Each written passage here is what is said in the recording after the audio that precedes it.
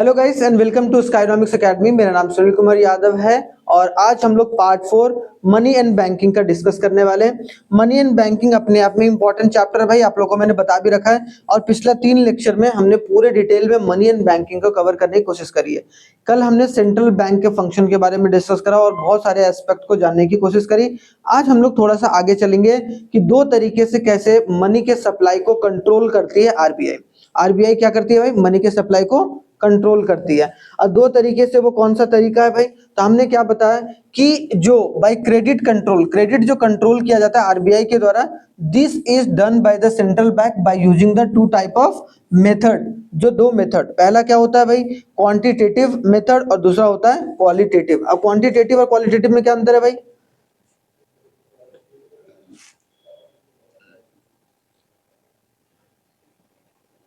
बोलो। क्वालिटेटिव और क्वांटिटेटिव में क्या अंतर है? क्वांटिटेटिव में क्या होता है? रेट्स वगैरह को चेंज किया जाता है। क्या किया जाता है भाई? रेट्स वगैरह को चेंज किया जाता है। ठीक है, उसको हम लोग क्वांटिटेटिव मेजर्स बोलते हैं। जैसे कि रेपो रेट, अभी एक एक करके पढ़ेंगे। रिजर्व रेपो रेट पढ़ेंगे, ठीक है, बैंक रेट पढ़ेंगे, ओपन मार्केट ऑपरेशन पढ़ेंगे, फिर आपको देखने को मिलेगा उसके बाद सीआरआर है और आपको एसएलआर है। ठीक है, इसमें जो जो भी इंपॉर्टेंट होगा उसको हम लोग पढ़कर चलेंगे। दूसरा, फिर कोई क्वालिटी को भी मेजर करती है, मतलब क्वालिटी को अगर मेंटेन करने का तरीका होगा वो कौन सा होगा मेथड? बोलो। Qualitative method. सबसे पहले देखो क्वांटिटेटिव मेजर्स में क्या है कि सबसे पहला क्या है भाई? Bank rate policy. इसको हम लोग क्या बोलेंगे? बीआर के नाम से भी जानते हैं। ठीक है, बैंक रेट पॉलिसी। ठीक है, bank rate, what do mean by the bank rate? तो the bank rate is the minimum rate at which the central bank of a country is prepared to give a credit to the commercial bank. मतलब देखो क्या होता है भाई, RBI जो होता है वो किसको लोन देता है भाई? लोन टू लोगों को तो लोन देता नहीं है। लोगों को लोन कौन देता है? Commercial bank. तो कॉमर्शियल बैंक को जिस रेट पर लोन देता है, कॉमर्शियल बैंक को जिस रेट पर लोन देता है उस रेट को हम लोग क्या बोलेंगे भाई? Bank rate. The rate at which the central bank of a country is prepare to give a credit. Credit का मतलब कि लोन देने के लिए रेडी है कॉमर्शियल बैंक को। जिस रेट पर देती है उस रेट को हम लोग बैंक रेट बोलते हैं। सिंपल सी बात।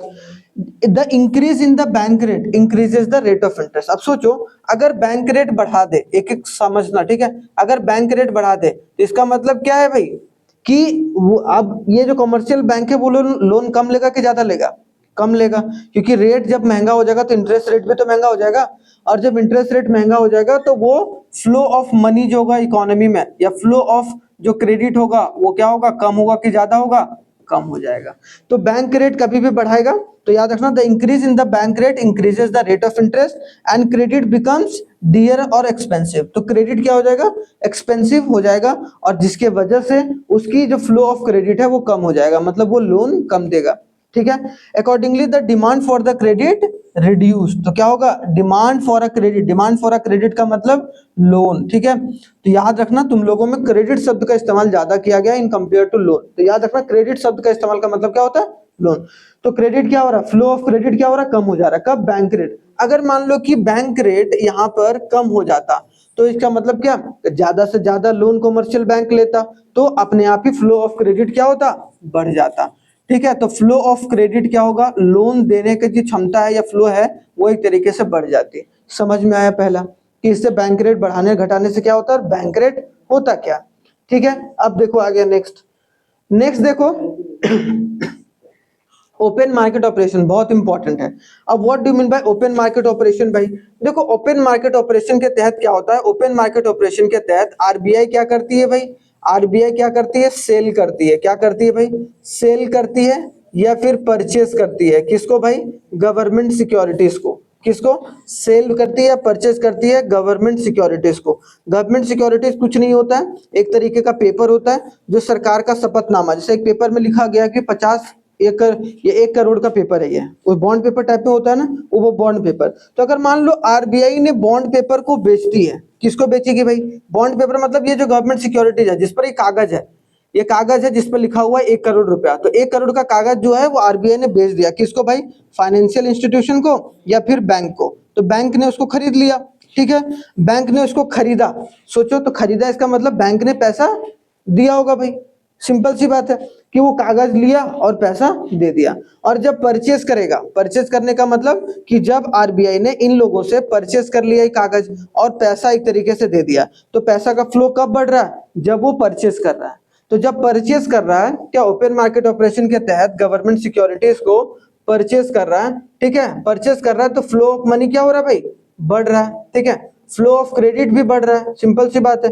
क्यों, क्योंकि पैसा जो है वो कागज लेके गवर्नमेंट सिक्योरिटीज लेकर पैसा जो है उनको दे रहा है, तो एक तरीके से फ्लो ऑफ क्रेडिट बढ़ रहा है परचेस पर ओपन मार्केट ऑपरेशन के तहत। अगर सेल करेगा, अगर सेल करेगा गवर्नमेंट सिक्योरिटीज को, तो क्या होगा भाई, फ्लो ऑफ क्रेडिट क्या होगा, फ्लो ऑफ क्रेडिट क्या होगा, कम होगा। सिंपल सी बात है, कम क्यों होगा, क्योंकि कागज को बेचा, गवर्नमेंट सिक्योरिटी जो कागज है, कागज को बेचा, कहां पर बेचा, बैंक को, और बैंक उसके बदले उसको क्या दिया, पैसा दिया। तो अपने आप ही क्या हो गया, जो पैसा की कमी आ गई। तो ये बात दोनों याद रखना जो इंपॉर्टेंट है, ठीक है। अब देखो यहाँ पर एक एक कर कर जो हमने क्या क्या लिखा, बोला it refers to the sales and purchase of securities in the open market by the central bank, कि सेंट्रल बैंक जो आरबीआई के द्वारा सेल और परचेज किया जाता है किसकी, सिक्योरिटीज की, किसके बदले, सरकार के बदले। तो सरकार के बदले आरबीआई सेल करती है या फिर परचेज करती है गवर्नमेंट सिक्योरिटीज के। याद रखना, बाय सेलिंग द सिक्योरिटीज, कि जब बेचती है, बेचने का मतलब है कि एक कागज, एक बॉन्ड पेपर, सिक्योरिटीज कुछ नहीं होता, जैसे 1 करोड़ रुपए लिखा हुआ है तो वो एक बॉन्ड पेपर या सिक्योरिटीज है जिसको बेचने का काम आरबीआई करती है। तो बाय सेलिंग द सिक्योरिटीज, इसको बेचने पर the central bank withdraw the cash balance, है ना, इस कागज को बेचा और उसके बदले बैंक से पैसा ले लिया, तो उसके वजह से क्या होगा, जो कैश बैलेंस बैंक के पास है उसको विड्रॉ कर लिया, विड्रॉ का मतलब अपने पास लिया। Within the economy and buying the security the central bank contribute the cash flow या cash balance in the economy, और अगर बाई करती है तो वो पैसा इकोनॉमी को दे रही है, जिसके तहत जो है कॉमर्शियल बैंक भी आगे चलकर पैसा जो है वो लोन के रूप में बांटता है। तो यही बोला गया कि through open market operation if the cash balance is increased, अगर मान लो ओपन मार्केट ऑपरेशन के थ्रू जो कैश बैलेंस इंक्रीज किया गया, कैश बैलेंस इंक्रीज करने का मतलब क्या है भाई, कैश बैलेंस इंक्रीज का मतलब कि बाई कर रहा है, ठीक है, तो क्या होगा भाई, through the purchase of security the flow of credit increases, क्या होगा भाई, फ्लो ऑफ क्रेडिट होगा वो क्या होगा, इंक्रीज हो जाएगा, मतलब लोन देने की पावर कम हो जाएगी। If the cash balance are reduced, अगर कैश बैलेंस को कम कर रही है, मतलब क्या कर रही है, अगर वो सेल कर रही है, तो सेल कर रही है तो through the sales of security the flow of credit decreases. बस यही बात याद रखना भाई। सोचो सेल करेगा मतलब इसको 1 करोड़ वाला जो कागज था गवर्नमेंट सिक्योरिटी जिसको हम लोग बोल रहे थे, उसको बेचा किसको, बैंक को, तो बैंक ने उसको खरीद लिया कागज को, 1 करोड़ रुपया कागज खरीद लिया, और एक तरीके से 1 करोड़ रुपया, वैसे 1 करोड़ का 1 करोड़ रुपया नहीं देता है, उसका कम मतलब 90 लाख रुपया दे दिया, ताकि बैंक को तो प्रॉफिट हो। ऐसा थोड़ा ना कि 1 करोड़ का 1 करोड़ खरीदेगा, 1 करोड़ रुपया लेगा, तो उसको कुछ फायदा होता है भाई। तो मान लो कि ये बेचा, किसने बेचा, आरबीआई ने, तो यहाँ क्या हुआ कि यहाँ पर सेल्स ऑफ सिक्योरिटी करा, इसको बेचा, इसको बेचा तो कागज कहां चला गया, बैंक के पास, और बैंक ने उसके बदले क्या दिया, पैसा दिया। तो पैसा दिया इसका मतलब क्या है, बैंक के पास पैसा तो कम हो गया, तो बैंक तो लोन देगा नहीं, जिसके वजह से क्या होगा, फ्लो ऑफ क्रेडिट, मतलब फ्लो ऑफ जो लोन है वो एक तरीके से क्या हो जाएगा, कम हो जाएगा। बस यही फर्क है दोनों में, याद रखना है, ठीक है। तो इसके तहत जो है ओपन मार्केट ऑपरेशन में पैसा निकाला जाता है, पैसा कम किया जाता है, ठीक है। तो ओपन मार्केट ऑपरेशन में मान लो कि आरबीआई को जब ज्यादा एक तरीके से लग रहा है कि यार इकोनॉमी में पैसे की जरूरत है, तो आरबीआई ने क्या करा, कुछ डिस्काउंट रेट देकर या उनको एक तरीके से मुनाफा देकर उनसे वो क्या किया, खरीद लिया, ठीक है, और पैसा दे दिया। अगर उनको लगता है कि इकोनॉमी में पैसा बहुत ज्यादा हो गया, निकालना जरूरी है, तो सरकार जो है वो डिस्काउंटेड रेट पर गवर्नमेंट सिक्योरिटीज को बेचकर वहां से पैसा निकाल लेती है, ठीक है। तो ये बात याद रखना है। अब सबसे इंपॉर्टेंट है ये कैश रिजर्व रेशियो, बहुत बार पूछा गया है कैश रिजर्व रेशियो क्या होता है। अब देखो कॉमर्शियल बैंक होता है, कॉमर्शियल बैंक है भाई, सीबी का मतलब कॉमर्शियल बैंक, और आरबीआई।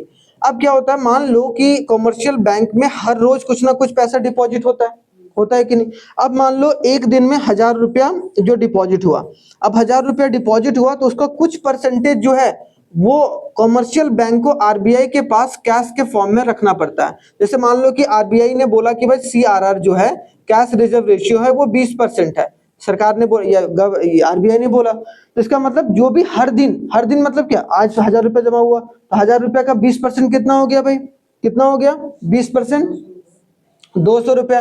तो 200 रुपया वो हर दिन जो होगा, या फिर इस दिन मान लो कि 1 जनवरी 2025 को हुआ, तो 1 जनवरी 2025 को 1000 जमा हुआ भाई, तो 1000 का 200 रुपया वो आरबीआई के पास कैश में ट्रांसफर करेगा रात रात तक कंप्लीट, जैसे बैंक बंद होने से पहले।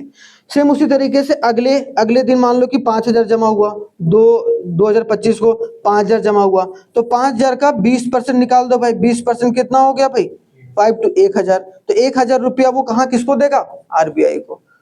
ठीक है, तो हर दिन का जो भी डिपॉजिट होता है उसका कुछ परसेंटेज आरबीआई के पास जमा रखना होता है in the form of security, जिसको हम लोग बोलते हैं कैश रिजर्व रेशियो। कैश के फॉर्म में रिजर्व रखा जाता है किसके पास, रिजर्व बैंक ऑफ इंडिया के पास, ऐसे याद रखना। तो क्या है, it refers to the minimum percentage, minimum percentage जो भी परसेंटेज जो है आरबीआई ने तय करा है, it refers to the minimum percentage of a bank's total deposit required to kept with a central bank. वैसा परसेंटेज ऑफ मनी जो कि कॉमर्शियल बैंक को जो है वो रिक्वायर्ड है कि वो उतना पैसा जो है कैश के फॉर्म में आरबीआई के पास जमा रखे, उसी को हम लोग सीआरआर बोलते हैं। अब सोचो सिंपल सी बात, अगर सीआरआर एक तरीके से बढ़ा दें, अब मान लो कि सीआरआर 20% था भाई, तो 1000 रुपया का 200 रुपया वो रख पा रहा था, मतलब 800 रुपया वो लोन दे पा रहा था। अब मान लो कि सीआरआर बढ़ा दिया, आरबीआई ने बोल दिया 40% सीआरआर रहेगा, मतलब अब 400 रुपया उसको जमा रखना पड़ेगा, तो अब क्या लोन कम देगा कि ज्यादा देगा, लोन कम देगा। सिंपल सी बात है, सोचो ना, सीआरआर जब 20% था, जब 1000 जमा हो रहा था, तो आरबीआई के पास कितना पैसा रख रहा था भाई, वो 1000 रुपया का, 1000 रुपया का 200 रुपया, सिंपल सी बात है, 200 रुपया आरबीआई पर जमा रख रहा था। अब मान लो कि सीआरआर कर दिया 40%, सीआरआर क्या कर दिया, बढ़ा दिया। तो सीआरआर बढ़ा देने के मतलब जब ये 200 रुपया रख रहा था तो 800 रुपया का वो लोन प्रोवाइड कर रहा था, हाँ या ना, ठीक है, सिंपल सी बात है। अब सोचो कि 40% मतलब इसको 400 रुपया अब रिजर्व बैंक ऑफ इंडिया के पास रखना पड़ेगा, क्यों, क्योंकि सीआरआर को क्या कर दिया गया, बढ़ा दिया गया। तो 400% मतलब क्या, 600 रुपया ही लोन देगा, तो लोन देने की कैपेबिलिटी कम हो गई कि नहीं हो गई, तो लोन देने की कैपेबिलिटी कम हुई, मतलब फ्लो ऑफ क्रेडिट क्या हुआ, कम हो गया। समझ में आया, तो लोन देने की कैपेसिटी अपने आप में ही कम हो गई। सेम उसी तरीके से अगर मान लो कि सीआरआर को कम कर दे, आरबीआई ने बोला कि 10% ही रखना पड़ेगा, तो 10% ही रखना पड़ेगा, मतलब 100 रुपया ही रखता है भाई वो बैंक के पास, ठीक है, इसका मतलब वो कितना रुपया लोन में देगा, 900 रुपया। मतलब क्या हो गया, इससे फ्लो ऑफ क्रेडिट क्या हो गया, फ्लो ऑफ क्रेडिट क्या हो गया, बढ़ गया, सिंपल सी बात है। तो याद रखना कि सीआरआर को बढ़ाने पर जो फ्लो ऑफ क्रेडिट है घटता है, और सीआरआर को कम करने पर फ्लो ऑफ क्रेडिट बढ़ता है, सिंपल सा लॉजिक है, ठीक है। तो increase in CRR will reduce the credit supply and vice versa, वही बोला गया कि अगर हम सीआरआर को कम करेंगे, ठीक है, तो क्रेडिट सप्लाई जो इंक्रीज करेंगे अगर सीआरआर को, तो क्रेडिट सप्लाई क्या होगा, कम हो जाएगा, और अगर डिक्रीज करेंगे तो क्रेडिट सप्लाई बढ़ जाएगा, ठीक है। समझ में आ गया भैया आप लोगों को, इसको ध्यान से देखना है, बहुत इंपॉर्टेंट है। आगे देखो नेक्स्ट, अब आते हैं स्टैट्यूटरी लिक्विडिटी रेशियो, एसएलआर। अब क्या होता है, आरबीआई सिर्फ ये नहीं बोलती है कि भाई आप कुछ जो टोटल डिपॉजिट है आरबीआई के पास, मान लो कि यहाँ पर जो लोगों ने डिपॉजिट करा कहाँ पर, बैंक में, कॉमर्शियल बैंक में 1000 रुपया डिपॉजिट करा, तो एक तो बोला क्या भाई कि भाई आपको सीआरआर के फॉर्म में, मान लो सीआरआर 20% है, तो 20% सिंपल सा मतलब कि 200 रुपया जो है वो आप आरबीआई के पास जमा रखेंगे सीआरआर के तहत, हाँ या ना, ये तो हमारा क्लियर हो गया। आरबीआई ये बोली ठीक है भाई तुम मेरे पास रखे हो, लेकिन कुछ पैसा अपने पास भी तो रखो, तुम्हें अगर सिचुएशन में कुछ इमरजेंसी सिचुएशन आ गई तो तुम हर वक्त तो मेरे पास नहीं आओगे ना। तो उसके तहत इसने बोला, आरबीआई ने ये बोला कि कॉमर्शियल बैंक को अपने पास, मतलब क्या, सेल्फ के पास भी कुछ अमाउंट रखना पड़ेगा जो हमने बोल रखा। अब मान लो कि आरबीआई ने बोला कि भाई जो एसएलआर है वो भी 20% है, तो 20% मतलब 200 रुपया का वैल्यू का कोई भी एसेट या कैश के फॉर्म में बैंकों को अपने पास भी रखना पड़ेगा। मतलब क्या है कि टोटल डिपॉजिट का कुछ परसेंट आरबीआई के पास और कुछ परसेंट उसको खुद अपने पास रखना पड़ेगा इन द फॉर्म ऑफ, इसमें कुछ भी हो सकता है, कैश के फॉर्म में भी रख सकता है, गोल्ड के फॉर्म में भी रख सकता है, बॉन्ड के फॉर्म में भी रख सकता है, कोई दिक्कत नहीं, लेकिन आरबीआई के पास जो जमा करेगा वो हमेशा किसके फॉर्म में होगा, कैश के फॉर्म में होगा। तो यहाँ पर क्या बोला कि एसएलआर कुछ परसेंट आपको भी एक तरीके से अपने पास रखना पड़ेगा। तो क्या बोला, every bank is required to maintain a fix percentage, जो कि किसके द्वारा किया जाता है, आरबीआई के द्वारा, fix percentage of its asset, की जो भी उसकी संपत्ति का जो है फिक्स्ड एसेट उसको अपने पास रखना पड़ेगा इन the form of cash and other liquid asset. Liquid asset ऐसा एसेट होता है जिसको कभी भी हम लोग मार्केट में जाकर कैश में बदल सकते हैं। जैसे कि जमीन का पेपर है, जमीन का पेपर अगर बैंक ने रखा हुआ है एसएलआर के रूप में, तो उसको कभी भी जमीन का पेपर अगर मान लो किसी ने फ्रॉड कर दिया तो जमीन का पेपर आराम से कैश हो सकता है। गोल्ड को भी मार्केट में जाके बेचकर हम उसको कैश में कन्वर्ट कर सकते हैं। तो liquid asset are those asset which can be converted into a cash at point of any point of time. ठीक है, किसी भी पॉइंट ऑफ टाइम में अगर कोई एसेट को अगर हम लिक्विड एसेट में मतलब उसको कैश के रूप में कन्वर्ट कर सकते हैं, then we can call this liquid asset. तो जो एवरी बैंक को मेंटेन करना होता है fix percentage of its asset in the form of cash, उसको हम लोग क्या बोलेंगे, या लिक्विड एसेट के रूप में उसको क्या बोलेंगे, एसएलआर। ठीक है, अब समझो यहाँ 20% रखा है, मतलब क्या, 200 रुपया का जो वैल्यू है वो खुद अपने पास ही रखना है बैंक को, है कि नहीं। तब सिंपल सी बात, जैसे कि सीआरआर था वैसे ही एसएलआर होगा। अगर मान लो एसएलआर को बढ़ा दिया, एसएलआर को बढ़ा दिया, इसका मतलब क्या होगा, फ्लो ऑफ क्रेडिट बढ़ेगा या घटेगा, फ्लो ऑफ क्रेडिट क्या होगा भाई, फ्लो ऑफ क्रेडिट क्या होगा, कम होगा, क्योंकि ज्यादा पैसा बैंक को अपने पास रखना पड़ेगा, कम पैसा लोन में देगा, हाँ कि ना। सिंपल सी बात, सोचना कभी भी रेट बढ़ता है तो लोग उसकी डिमांड कम कर देते हैं, याद रखना। ठीक है, तो एसएलआर से फ्लो ऑफ क्रेडिट मतलब फ्लो ऑफ लोन कम हो जाएगा, और एसएलआर जो है वो एक तरीके से कम होने पर जो फ्लो ऑफ क्रेडिट है वो एक तरीके से क्या हो जाएगा, फ्लो ऑफ क्रेडिट क्या होगा, बढ़ जाएगा। समझ में आ गया, मतलब कम पैसा रखना पड़ेगा तो ज्यादा लोन देगा भाई वो, हाँ कि ना, समझ में आ गया। चलिए वेरी गुड, आगे आ जाओ फिर next, repo rate. What do mean bye repo rate. अब आते हैं रेपो रेट और रिवर्स रेपो रेट, दोनों इंपॉर्टेंट है भाई। हमने क्या सीखा, हमने बैंक रेट देखा, हमने क्या देखा, ओपन मार्केट ऑपरेशन देखा, हमने देखा सीआरआर और हमने देखा एसएलआर। अब क्या देखेंगे हम लोग, repo rate. It is the rate of the interest at which commercial bank can raise a short term loan. Generally bank rate पर लॉन्ग टर्म लोन जो है वो दिया जाता है, लेकिन जो रेपो रेट है उसमें एक तरीके से आपको देखने को मिलेगा जो शॉर्ट टर्म जो लोन है वो एक तरीके से दिया जाता है, किसके द्वारा, सेंट्रल बैंक। मतलब सेंट्रल बैंक जिस रेट पर, सेंट्रल बैंक का मतलब कौन हो गया, आरबीआई, कि आरबीआई जिस रेट पर जो है लोन ग्रांट करती है, लोन ग्रांट करती है किसको भाई, कमर्शियल बैंक को, कितने पीरियड के लिए, शॉर्ट पीरियड के लिए, उसको हम लोग क्या बोलेंगे, रेपो रेट बोलकर चलेंगे। ठीक है, तो याद रखना है इंक्रीज। अब सोचो कि रेपो रेट अगर बढ़ा दे, रेपो रेट बढ़ा दे, मतलब मान लो कि अभी 10% रेट ऑफ इंटरेस्ट पर दे रहे थे, ठीक है, अब रेपो रेट कर दिया 20%, तो वो कमर्शियल बैंक कम लोन लेगा कि ज्यादा लोन लेगा, कम लोन लेगा, क्योंकि रेट ऑफ इंटरेस्ट महंगा हो गया, तो कम लोन लेगा भाई। तो कम लोन लेगा तो flow of money, flow of credit क्या होगा, फ्लो ऑफ क्रेडिट सप्लाई क्या होगा भाई बताओ, फ्लो ऑफ क्रेडिट सप्लाई क्या होगा, कम होगा कि ज्यादा होगा, कम होगा, हाँ कि ना, क्योंकि रेट महंगा होगा तो कम लोन कमर्शियल बैंक ही लेगा, तो उसके पास पैसा रहेगा नहीं, तो लोगों को भी कम ही लोन देगा वो, तो अपने आप ही जो लोन की सप्लाई होगी कम हो जाएगी। रेपो रेट एक तरीके से कम हो गई, तो जिसके वजह से क्या होगा, फ्लो ऑफ क्रेडिट वो क्या हो जाएगा, बढ़ जाएगा, फ्लो ऑफ क्रेडिट क्या होगा, बढ़ जाएगा। इसको ध्यान देकर चलना बहुत जरूरी है। एक सीआरआर एसआरआर अगर पकड़ लिया ना आपने, तो ये सब सारा अपने आप ही आ जाएगा, ये वाला पॉइंट। ठीक है, तो याद रखना। आगे देखो भाई, रिवर्स रेपो रेट। अब क्या होता है, अब समझो कि ऐसा तो नहीं होता ना कि सिर्फ जो है आरबीआई जो है वही लोन ग्रांट करे। अब कभी कभी क्या होता है, कमर्शियल, कुछ कमर्शियल बैंक के पास, कमर्शियल बैंक के पास सरप्लस अमाउंट हो जाता है, मान लो उसके पास 10 करोड़ रुपया, वो लोन देना नहीं चाह रहा है लोगों को, मतलब क्या, लोगों को लोन नहीं देना चाह रहा है। अब वो चाह रहा है क्या, कि ये पैसा जो है वो हम जाकर आरबीआई के पास क्या कर दें, जमा कर दें, मतलब क्या, डिपॉजिट कर दें, कुछ सरप्लस पैसा हो गया भाई। ठीक है, तो आरबीआई ने क्या बोला कि जो एक तरीके से अगर आपके पास सरप्लस पैसा होता है तो आप उसको लाकर जमा कर सकते हैं मेरे पास, तो इस पर जमा किया, किसके पास जमा किया, आरबीआई के पास, और आरबीआई इसके बदले जो रेट ऑफ इंटरेस्ट दे रहा है इसको, तो अगर कोई भी कमर्शियल बैंक जो है वो जमा कर सकता है आरबीआई के पास, और उस पर जो rate of interest, rate of interest दे रहा है, कौन दे रहा है, आरबीआई दे रहा है कमर्शियल बैंक को। यहाँ उल्टा है कि नहीं, रिवर्स रेपो रेट, मतलब उल्टा हो गया। रेपो रेट में इंटरेस्ट कौन दे रहा था, कमर्शियल बैंक, किसको दे रहा था, आरबीआई को, और यहाँ पर रिवर्स हो गया, मतलब कमर्शियल बैंक सरप्लस अमाउंट कहाँ रख रहा है, आरबीआई के पास, और आरबीआई उसके बदले उसको इंटरेस्ट दे रही है। वहां आरबीआई इंटरेस्ट ले रही थी, यहाँ आरबीआई इंटरेस्ट दे रही है, तो दोनों में अंतर है। ठीक है, तो बोला गया it is the rate of interest at which the commercial bank can park, अपना जो सरप्लस फंड है वो पार्क कर सकती है, कहां पर, आरबीआई के पास, for a short period of time, कुछ समय के लिए, ज्यादा समय के लिए आरबीआई भी खुद रखती नहीं है। ठीक है, तो यहाँ याद रखना है, increase in the reverse repo rate will reduce the credit. अगर इंक्रीज रिवर्स रेपो रेट जो होगा वो अगर इंक्रीज हो जाएगा तो उसके वजह से क्या होगा, क्रेडिट का सप्लाई क्या होगा, क्रेडिट सप्लाई जो होगा वो क्या होगा, कम हो जाएगा। ठीक है, तो याद रखना है, और वाइस वर्सा और जस्ट उल्टा।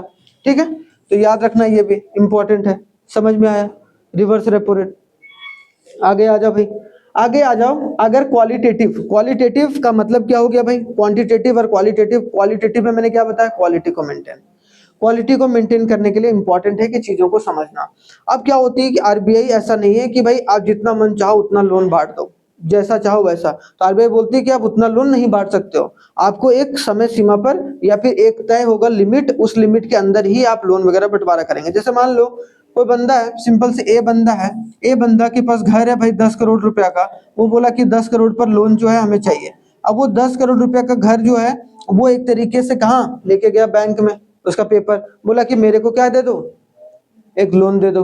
तो क्या वो 10 करोड़ का 10 करोड़ लोन दे देगा क्या बैंक, नहीं देगा, वो अपना भी तो मार्जिन रखेगा कुछ ना कुछ। तो उसने बोला कि भाई हम लोग 30%, आरबीआई ने बोला कि 30% मिनिमम मार्जिन रखना है, इसके बढ़ाकर अगर मार्जिन रखना तो बैंक पर डिपेंड है। लेकिन क्या बोला कि आप इसका 3 करोड़ मतलब आप 7 करोड़ का ही लोन ग्रांट करेंगे 10 करोड़ की प्रॉपर्टी पर, क्योंकि 30% का मार्जिन आपको अपने पास रखना है कि अगर मान लो कि उसने पूरा आपने दे दिया पूरा, उसके बाद वो भाग गया, ये हो गया, तो पैसा रिकवर कैसे करोगे तुम? ठीक है, क्योंकि तुम्हारा पैसा तो है नहीं बैंक में, बैंक में तो लोगों का ही पैसा है। ठीक है, तो ये बात है। ठीक है, तो पहला क्या हो गया, margin requirement. It refers to the limit which is deducted from the value of security, कि जो भी वैल्यू ऑफ द सिक्योरिटी है उसमें से जो वैल्यू डिडक्ट होगा, ठीक है, provided by the borrower before granting them loan, कि जो लोन देने से पहले जो पैसा एक तरीके से डिडक्ट होता है उसी को हम लोग क्या बोलते हैं, मार्जिन रिक्वायरमेंट। देखो 10 करोड़ में 30% मार्जिन रखा गया था, ठीक है, तो वो डिडक्ट हो गया ना, तो 7 करोड़ ही लोन दिया, तो जो डिडक्ट हुआ उसी को हम लोग क्या बोलेंगे, मार्जिन रिक्वायरमेंट। अगर सोचो if the margin requirement is 20%, मान लो कि मार्जिन रिक्वायरमेंट पहले मतलब 10 करोड़ का प्रॉपर्टी है, उसका मार्जिन रिक्वायरमेंट 20% था। 20% का मतलब कितना हो गया भाई, 2 करोड़, मतलब 8 करोड़ जो लोन है वो सैंक्शन कर सकता था, हाँ या ना। ठीक है, यहाँ तक क्लियर हो गया। अब समझो, then the borrowers can get up to 80% of the loan of the value of security, जो भी 80% है मतलब 8 करोड़ का जो है वो लोन ले सकता था। ठीक है, तो ये बात है, इंपॉर्टेंट है। The Reserve Bank of India increases the margin requirement when it wants to reduce the credit.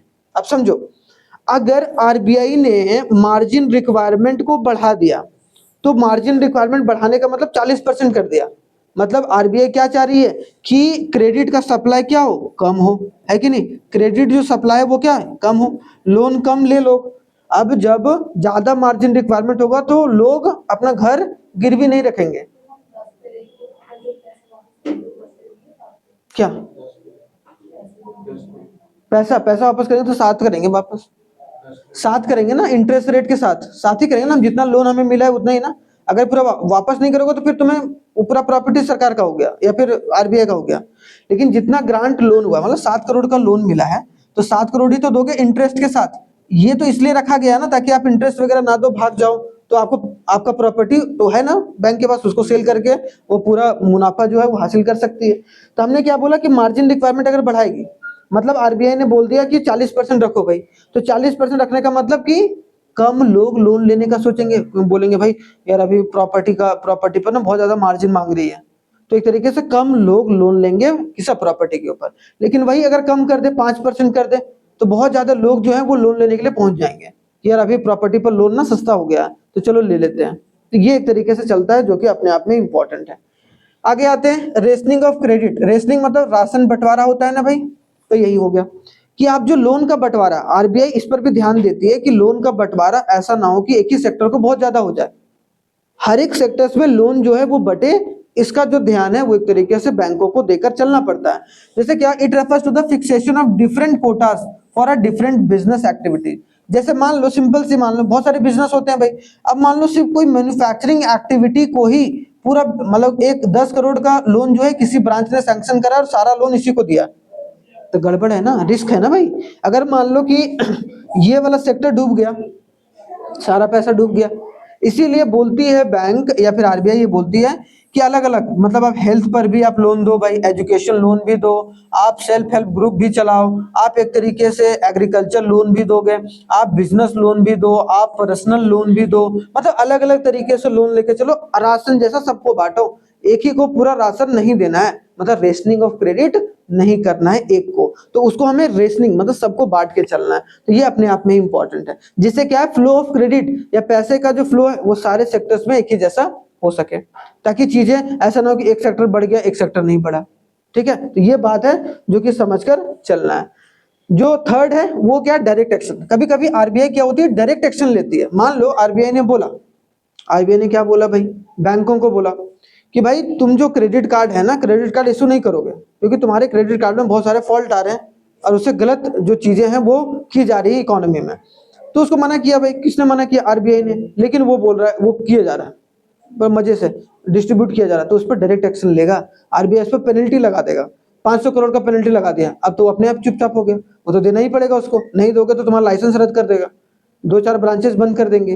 तो एक तरीके से वो चीज की जाती है डायरेक्ट, जो अगर कोई बैंक की रूल मतलब आरबीआई के रूल को नहीं माना तो उस पर जो है वो डायरेक्ट एक तरीके से पेनल्टी लगाया जा सकता है।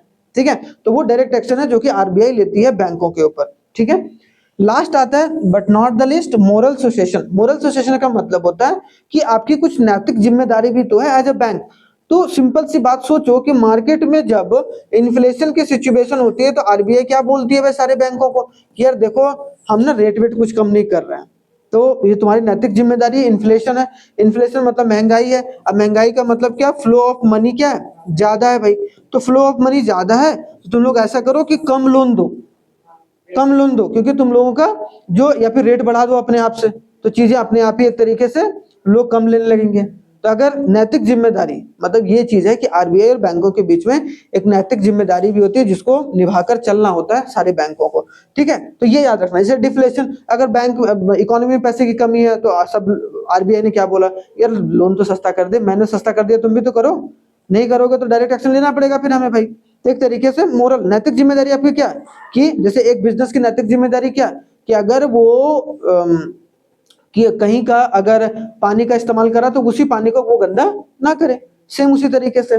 ठीक है, तो by a major central bank request a bank to lend more not lend in the same case. मतलब क्या, the central bank empowered to issue a directive to the member of bank and such direct order are in the form of directional control and prohibiting loans to the priority sector. ऐसा है कि मान लो कि कोई sector को loan दिए जा रहे हैं, दिए जा रहे हैं, लेकिन वो सेक्टर बढ़ नहीं रहा है, तो आरबीआई बोलती है यार तुम्हारी नैतिक जिम्मेदारी है कि वो नहीं बढ़ रहा है, तो इससे बेटर है कि कहीं और लोन बांटो भाई, जो एक तरीके से सेक्टर बढ़ रहा है वो तुम्हारी नैतिक जिम्मेदारी है। तो ये सब सारी जिम्मेदारी जो है वो बैंक और आरबीआई साथ में निभाती है, लेकिन आरबीआई का रोल इसमें ज्यादा हो जाता है।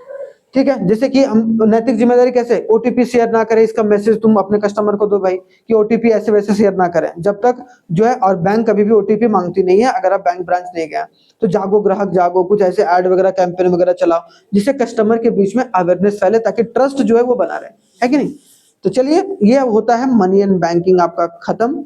इसके बाद जो चैप्टर है गवर्नमेंट बजट का है शायद, ठीक है, ये गवर्नमेंट पॉलिसी का, फिस्कल पॉलिसी का, तो उसको हम लोग डिस्कस करेंगे। तब तक के लिए थैंक यू वेरी मच, जय हिंद, मिलते हैं नेक्स्ट क्लास में, तब तक आप लोग अपना बहुत बहुत ख्याल रखिएगा, धन्यवाद।